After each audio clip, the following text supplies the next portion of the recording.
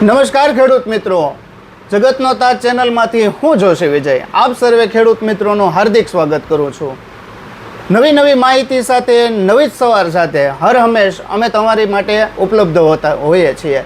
તો આજે એક સરસ એવી માહિતી તમારા સુધી પહોંચાડવી છે ને અત્યારના સમય પ્રમાણે જોવા જઈએ તો ખાસ જરૂરી છે। જેમ હું દરેક વખતે એક નવા ડીલર સાથે એક નવા કોઈ ખેતી એક્સપર્ટ સાથે તમને મુલાકાત કરાવતો હોય તો આજે આપણી સાથે એક એવા એગ્રી એક્સપર્ટ છે જેની આજ તમને સાથે મુલાકાત કરાવી છે। જાણવું છે એની પાસેથી કે અત્યારે આ એક પ્રશ્ન છે તો એના નિવારણ માટે આપણે શું કરવું જોઈએ। તો આપણી સાથે છે રાહુલભાઈ વિસાવડિયા, જે ઘણા સમયથી એગ્રી લાઇન સાથે જોડાયેલા છે અને ખાસ તો એક એગ્રી એક્સપર્ટ અને ખેડૂતના મિત્ર છે। તો નમસ્કાર। નમસ્કાર। જગતનો તાત યુટ્યુબ ચેનલમાં આપનું હાર્દિક સ્વાગત છે। ખૂબ આભાર વિજયભાઈ, તમે તમારી ચેનલની અંદર જે આજે ખેડૂતનો લક્ષી જે માહિતી પહોંચાડવા માટે અમને બોલાવ્યા છે તે બદલ તમારો પણ ખૂબ આભાર। જુઓ કે આપણે જ બધા ખેડૂત મિત્રો છીએ અને કંઈક નવું પીરસવું એ જ આપણા એક કર્તવ્ય પણ આપણું છે।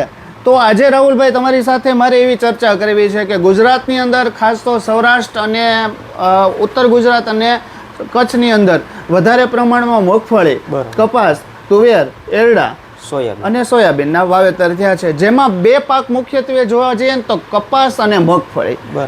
કપાસમાં તો જો કે 4-5 પ્રકારની જીવાતો આવતી હોય, જેમાં થ્રિપ્સ છે, કથીરી છે, લીલા, વ્હાઈટ અને મોલો મચ્છી આવે છે। પણ આ વખતે મગફળીમાં પણ કંઈક નવું જોવા મળે છે કે મગફળીમાં પણ થ્રિપ્સના એટેક અત્યારે ચાલુ થયા છે અને મગફળી કોકડાવવાનું ચાલુ થાય છે।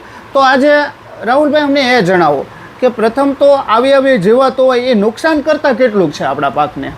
અત્યારે વિજયભાઈ જે મગફળીની અંદર 15 દિવસથી આપણે જે એટેક એવી છે, થ્રિપ્સનો એટેક છે, પણ જે કુકડાઈ છે અત્યારે જે ખેડૂતો એના માટે જે એ વસ્તુ છે થ્રિપ્સ છે, પણ ખેડૂતો જે કુકડાઈ છે ને પીળી પડે છે એના માટે જે ગ્રીન થવા માટે પીજીઆરના સ્પ્રે કરે છે, ફૂગનાશકના સ્પ્રે કરે છે, પણ કોઈ અંદર એવું જોતા નથી કે આની અંદર થ્રિપ્સ છે, ગળો છે, મોલો મચ્છી છે।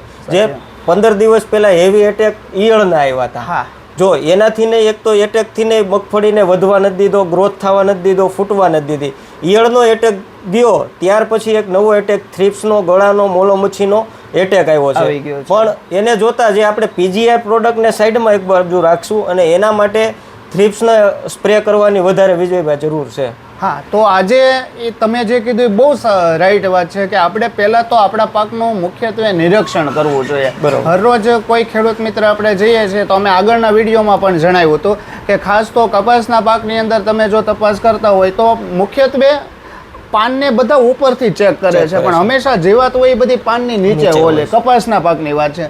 જ્યારે મગફળીની અંદર જોવા જઈએ તો નવી ડૂંક જે નીકળે છે એની અંદર અને આખી લાઈનમાં પણ થ્રિપ્સ અંદર મગફળીની અંદર આજ 45 કે 50 દિવસની મગફળી થઈ ગઈ, પણ વિજયભાઈ નવું ડોકું એટલે કે નવું પર્ણ નીકળતું નથી। એમને મૂંઢાઈ ગયેલી જેવી રીતે જેની સ્થિતિમાં છે એ સ્થિતિમાં પડેલી દેખાય છે, સ્થૂળ અવસ્થામાં દેખાય છે। પણ એના માટે એનો ઈલાજ છે અત્યારે।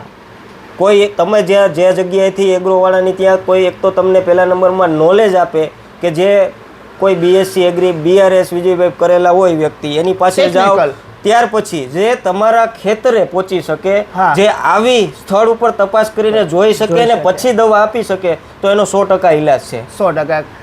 ઘણીવાર રાહુલભાઈ એવું બનતું હોય છે કે તમે જેમ વાત કરી એમાં નોલેજ ક્યારેક બધા જ ખેડૂત મિત્રો પાસે આવું હોતું નથી અને ડીલર મિત્ર આગળ આપણે જતા હોઈએ છીએ। તો આપણે વિડીયોના માધ્યમથી કંઈક તમે એવા ટેકનિકલ જણાવો કે જેનાથી ખેડૂત મિત્રોને આજે અત્યારે મહામારી અંદર મગફળીમાં ને કપાસમાં આવી છે એના એક સચોટ રસ્તો મળે। તો આપણે ક્યાં એવા કન્ટેન્ટ વાપરવા જોઈએ કે જેનાથી ફાયદો થાય? અત્યારે જો થ્રિપ્સ, મોલો મચ્છી, લીલી પોપટી ને સફેદ ફ્લાયનો એટેક છે તો એના માટે એક તો હું તમને સજેસ્ટ કરીશ એબામેક્ટિન 1.9, બરાબર। ત્યાર પછી ઇમિડા ક્લોપ્રાઇડ અને ફિપ્રોલિન 40% આનો પણ સ્પ્રે કરી શકો। ત્યાર પછી અત્યારે ચાલતું એક ટેકનિકલ સારામાં સારું મોલો મચ્છી, વ્હાઇટ ફ્લાય અને સફેદમાં લીલી પોપટીની અંદર સારામાં સારું રિઝલ્ટ આવતું હોય તો ટોલ્ફેન પાયરાઇટ ટેકનિકલ છે, 15% ઇસી ફોર્મમાં ટોલ્ફેન પાયરાઇટ આવે છે, આનો સ્પ્રે કરવાથી સચોટ રિઝલ્ટ મળે। ત્યાર પછી અત્યારે ગ્રોથ કરતી નથી મગફળી, એક તો ફૂગઈ છે, સાથોસાથ થ્રિપ્સ છે અને ગ્રોથય નથી કરતી. પણ એમાં વિજયભાઈ એવું છે કે અત્યારે વરસાદ છે નહીં ક્યાંય, તો અત્યારે જમીન એમને પોચી પડેલી છે. જો બને તો પિયત હોય તમારી પાસે વ્યવસ્થા, તો મગફળીને અત્યારે પિયત આપવું ખૂબ ખાસ જરૂર છે. વરસાદની હજી કોઈ લાંબી આશા દેખાતી નથી. તો સૌપ્રથમ પિયત આપો, ત્યાર પછી તમે આ એક મેં તમને જે ટેકનિકલ કીધા એ ટેકનિકલનો સ્પ્રે લ્યો, સાથે ફૂગનાશક અને પીજીઆરનો સ્પ્રે લઈ શકો છો. સાચી વાત છે. આમ જોવા જઈએ તો જમીનમાં ભેજ ટકાવવા માટે અથવા તો પાકની અંદર ભેજનું પ્રમાણ ટકાવવા માટે આપણે સિલિકોન બેઝ સ્ટીકર પણ આ બધી દવાઓ સાથે આપણે યુઝ કરી શકીએ. તો ખેડૂત મિત્રો, રાહુલભાઈ આપણને 3-4 ટેકનિકલ, જેમાં અબામેક્ટિન 1.9, ટોલ્ફેન પાયરાઇડ 15% EC ફોર્મ્યુલેશન આવે છે, અને ઇમિડા અને ફિફ્રોનિલ 40-40નું જે આવે છે ટેકનિકલ, એની પણ આપણને ભલામણ કરી. તો બધા જ આપણા પાકની યોગ્ય અવસ્થા પ્રમાણે અને તમારી નજીકના ડીલર મિત્ર અથવા તો એગ્રી એક્સપર્ટ જે ડોઝ આપણને સજેસ્ટ કરે છે રાહુલભાઈ, એ પ્રમાણે આપણે આપણા પાકની અવસ્થા પ્રમાણે સ્પ્રે કરવો ખૂબ જરૂરી છે. અને કપાસમાં ખાસ આપણે સ્પ્રે કરતા હોય તો આખો છોડ ઉપર નીચેથી ગમે કવર થઈ જાય એ રીતના જો આમાં સ્પ્રે કરવામાં આવે તો રાહુલભાઈ આપણને રિઝલ્ટ, આપણે જે ખર્ચો કરીએ છીએ એનું આપણને વળતર પૂરેપૂરા પ્રમાણમાં મળે. યોગ્ય કંપની, યોગ્ય નિરીક્ષણ અને યોગ્ય સમયે જો આપણે નિર્ણય લેવામાં આવે તો આપણા પાક અને આપણા માટે ખૂબ સુરક્ષિત આ વસ્તુ છે. તો રાહુલભાઈ, હકીકતમાં તમે જે અમને કન્ટેન્ટ બતાવ્યા અને ખેડૂત મિત્રને એક સાચો રસ્તો બતાવ્યો, એ બદલ ખેડૂતો વતી હું તમારો ખૂબ ખૂબ એવો આભાર માનું છું.